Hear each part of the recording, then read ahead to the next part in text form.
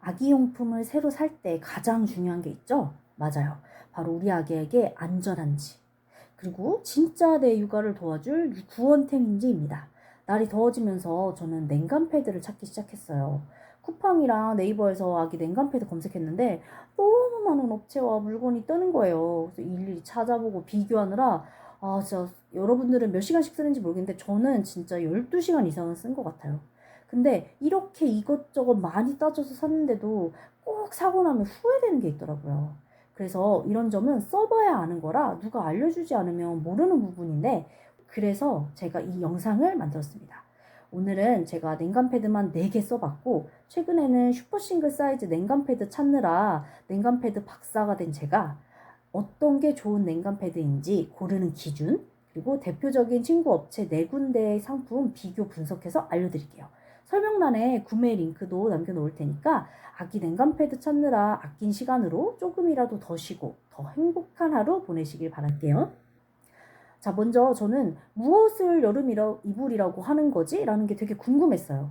결국 3가지더라고요. 첫 번째, 촉감. 피부에 닿았을 때 시원하냐?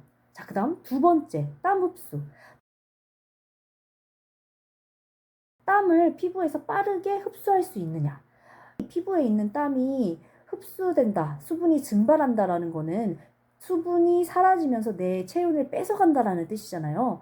즉 이러한 원리를 통해서 내 몸을 시원하게 만들어주기 때문에 땀 흡수를 얼마나 잘할 수 있느냐가 여름 이불이 되냐 아니냐를 결정한다는 겁니다. 마지막으로 3번째는 통기성이에요.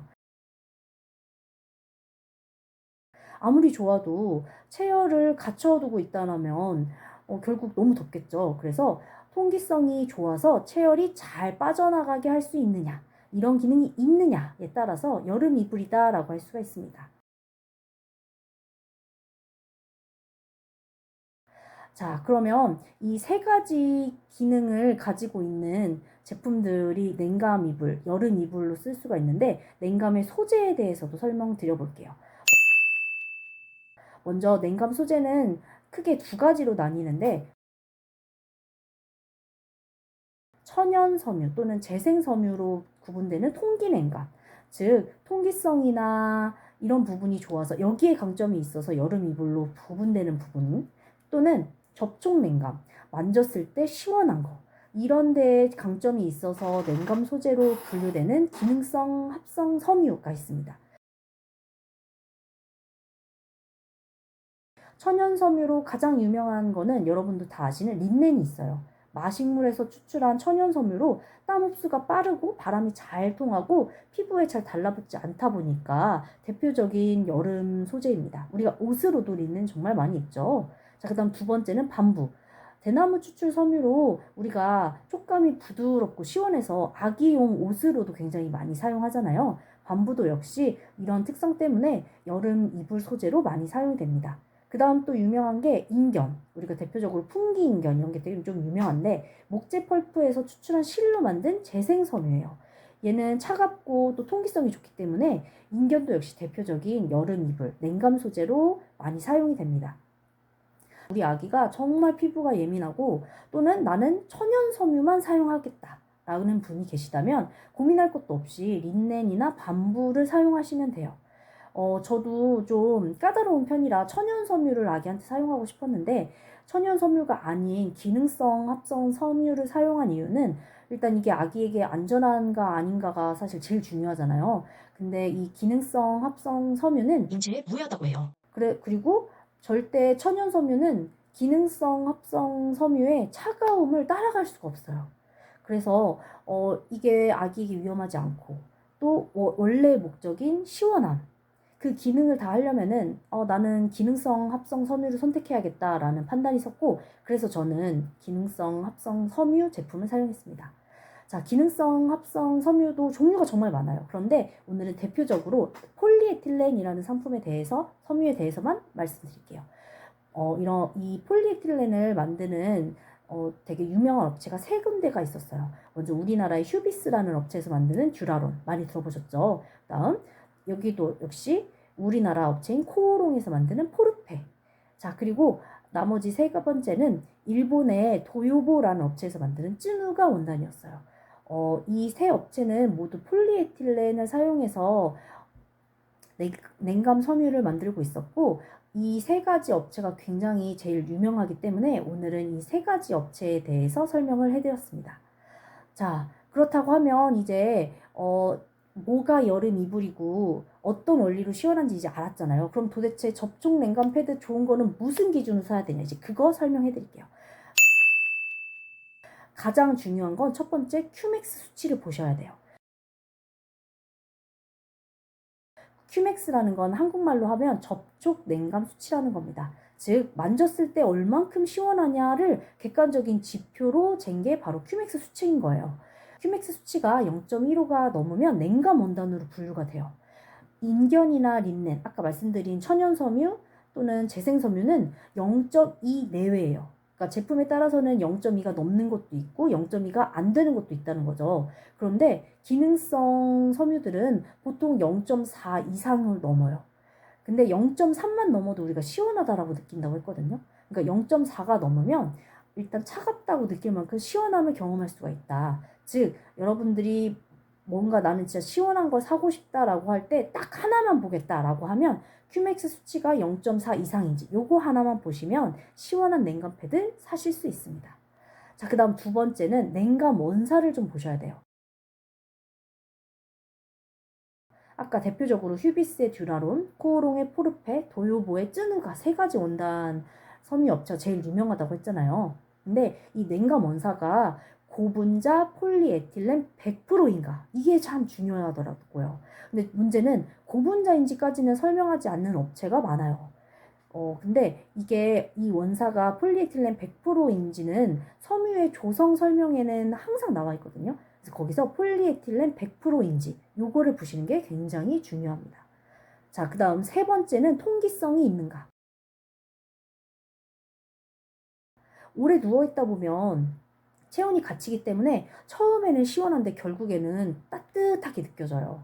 그래서 이 따뜻함을 조금이라도 줄이기 위해서는 공기가 드나드는 틈새가 필요한데, 그러다 보니까 이런 냉감 패드에는 특유의 패턴들이 항상 있습니다. 정말 다양한데 이제 냉감 패드 보실 때 디자인이 거의 비슷비슷하잖아요. 이제 그럴 수밖에 없는 게 바로 이거 공기가 드나드는 틈새를 만들어야 하기 때문에 이런 디자인들밖에 나올 수가 없었다라는 겁니다.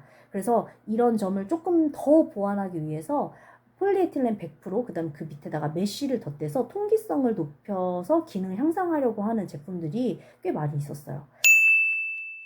자, 그럼 여기서부터는 아주 큰 건 아니지만 이런 면도 있다라는 거 알고 계시면 될 것 같아요. 같은 크기라면 고중량이 더 시원할 가능성이 높습니다. 왜냐하면 냉감 원사가 그만큼 더 많이 들어갔을 가능성이 높기 때문이죠. 그래서 고중량 선택하시면 더 좋다는 거. 자, 그래서 제가 대표적인 아기 침구 업체 4군데 가지고 왔습니다.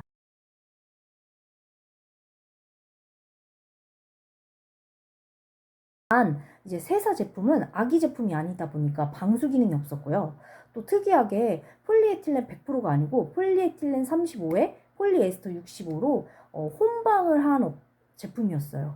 그리고 아기 제품이 아니라서 KC 인증에 대한 부분이나 무소음에 대한 부분도 설명이 되어 있지는 않았고, 그런데 이 세사 거를 가져온 건 세사라는 업체가 워낙 이불 잘 만드는 업체고 제 혼수 이불이거든요. 전 너무 만족해가지고 이 세사 업체 걸 갖고 왔고, 또 이 세사 에어아이스 냉감 시트에 대한 평이 너무 좋아서 한번 참고해 보시라 라는 의미에서 이렇게 세사까지 4개 가져왔습니다. 자, 아기 침구 업체의 비교란 보여드릴게요.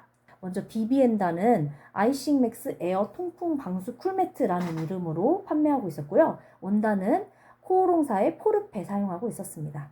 큐맥스 수치는 0.4 7로 가장 높았고요. 가격은 12만 9천 원입니다.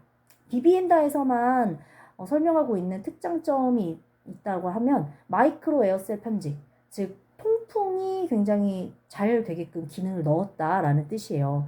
그래서 이제 폴리에틸렌 100%에 마이크로 에어셀 편직을 같이 넣었기 때문에 그만큼 시원한 거를 좀 기능을 강화했다라고 볼 수가 있습니다. 자, 두 번째 업체는 포몽드예요. 포몽드에서는 방수 논슬립 에떼 쿨매트라는 이름으로 판매하고 있었습니다. 각 업체에서도 쿨매트 하나도 정말 다양한 라인이 있어서 이름을 정확하게 알고 가셔야 제품을 사실 수 있는 것 같아요. 그래서 포몽드는 방수 논슬립 에떼 쿨매트였고 여기는 휴비스사의 듀라론을 사용했습니다. 큐맥스 수치는 0.445였고 가격은 122,2,100원.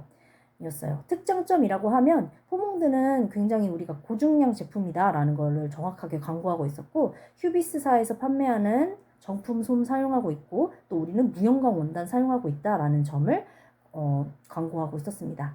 이몽에서는 이몽 듀라론 방수 쿨매트라는 이름으로 판매하고 있었고요. 여기 또 휴비스의 듀라론 사용하고 있었습니다. 큐맥스 수치는 0.42로 모두 다 시원한 제품이라고 볼 수 있어요. 가격은 119,000원으로 가장 저렴했습니다. 이몽에서는 우리 제품은 더마 엑설런트도 받았다라는 거를 강조하고 있었습니다. 마지막으로 세사 제품은 에어아이스 냉감 시트라는 이름으로 판매되고 있는 제품이고 여기는 코오롱사의 포르페 사용하고 있었습니다. 큐맥스는 0.409로 여기도 역시 시원해요. 제가 냉감 패드만 4개 써봤다고 했잖아요. 이번에 슈퍼싱글 사이즈 냉감 패드를 사면 총 5개를 사용을 해봤는데 5개를 일일이 다 만지면서 냉감 큐맥스 수치에 따라서 비교를 해봤거든요. 눈 감고 막 이렇게 막 만져보고 이렇게 했는데 이게 큐맥스 수치는 사실은 객관적으로 한 거라서 숫자로는 나오지만 손으로 이렇게 만져봤을 때 와 여기 확실히 시원하네. 이건 좀 덜 시원하네. 이렇게 하기는 쉽지 않더라고요. 즉 쿨맥스 수치는 0.4만 넘으면 그냥 시원하다라고 믿고 사시면 될 것 같아요. 이게 0.47이라 와 얘는 진짜 시원하고 0.409라 좀 덜 시원하고 그러지는 않다. 0.4만 넘으면 이 제품은 시원하다라고 믿고 구매하시면 됩니다. 세사에서는 원착사를 사용한다라고 했는데 그 폴리에틸렌 섬유 자체로 만든 실로 이렇게 꿰매서 만든 거를 원착사라고 하더라고요. 그래서 그 몸이 닿는 곳 모든 곳이 다 시원하다 그런 점을 좀 강조하고 있었고 에어터널이라고 해서 여기도 역시 통기성이 있어서 우리 되게 좋다라는 점을 좀 특장점으로 강조하고 있었습니다. 이 4개 업체 다 정말 괜찮은 제품이고요. 나는 아기 제품이니까 좀 더 아기에게 맞는 걸 사겠다라고 하면 세사는 제외하시고 이 3개 업체 중에 하나 고르시면 좋을 것 같아요. 저 같은 경우는 포몽드의 방수 논슬립 에떼 쿨매트를 선택을 했는데 이제 방수 기능이 있다 보니까 빨아서 이제 널었거든요. 이제 방수 제품 이 기능성 합성 섬유들은 절대 건조기를 사용하시면 안 돼요. 그래서 이제 빨고 나서 이제 빨래 건조대에 딱 널었는데 깜짝 놀란 게 물이 정말 줄줄줄줄 나오는 거예요. 그래가지고 이제 수건을 이렇게 막 밑에다가 대고 몇 장씩 막 됐을 정도로 그랬거든요. 이게 아무래도 방수 기능이 있으면 방수가 말 그대로 물이 통과하지 않게 하는 기능이잖아요. 그러다 보니까 섬유 위에 물이 그냥 그대로 쌓여 있는 거예요. 탈수를 했는데도 빨래 건조대에 널었더니 막 물이 뚝뚝뚝 떨어지는 이런 대참사가 일어나더라고요. 처음에는 잘못 샀나 이런 생각을 했는데 방수 매트나 이런 거를 써보신 분들은 아실 거예요. 원래 방수 재질들은 좀 그런 면이 있어요. 날씨는 점점 더워지는데 이제 전기세도 문제지만 차가운 에어컨 바람을 하루 종일 틀어놓고 있을 수가 없는 거예요. 근데 아기가 자면서 막 땀으로 머리카락이 막 다 젖어 있어. 저는 그걸 보니까 더는 안 되겠다 싶어서 진짜 꼼꼼하게 직접 비교하고 알아보고 해서 샀습니다. 자, 제가 알아온 냉감 패드 정보 어떠셨나요? 냉감 패드에 대해서 저처럼 꼼꼼하게 알고 공부해서 사고 싶지만 시간도 없고 체력도 없는 엄마 아빠들에게 이 영상이 도움이 되었으면 좋겠어요. 앞으로도 여러분의 시간과 돈을 아껴줄 꿀팁 알려드릴 테니까 궁금한 분들은 다음에 또 놀러 오세요. 안녕!